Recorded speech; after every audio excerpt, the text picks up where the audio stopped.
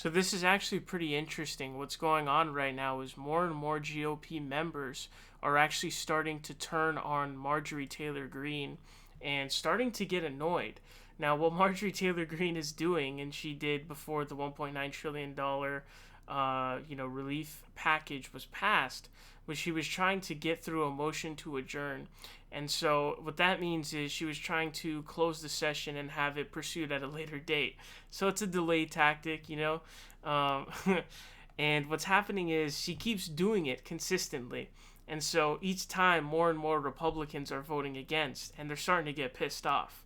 So the headline says 40 Republicans vote against Greene motion. It says 40 House Republicans on Wednesday voted against Representative Marjorie Taylor Greene's latest motion to adjourn.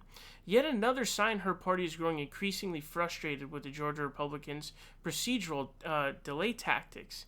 That figure was more than double the 18 Republicans who voted against her motion last week to end House business for the day.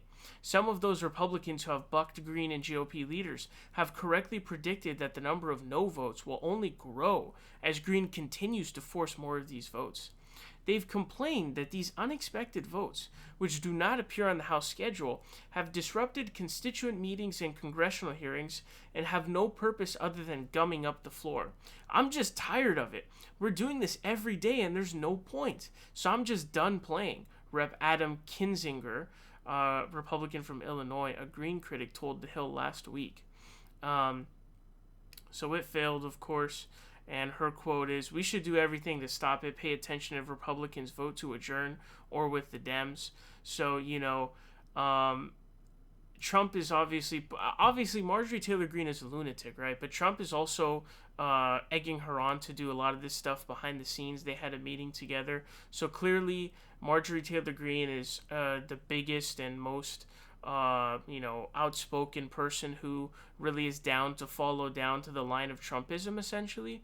So she's trying to do her delay and stall tactics, not only to buck Democrats, but also to buck quote-unquote rhinos, right? It's also to kind of build this civil war inside the Republican Party is essentially what she's doing.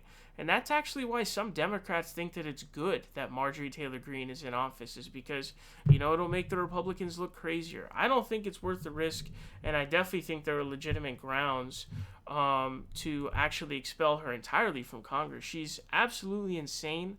It's crazy to just see like this lunatic meth head basically in the House. But Republicans are starting to get tired because she's just consistently doing these delay tactics. And remember, like I read you that quote, she's saying pay attention to the Republicans also, not just the Democrats.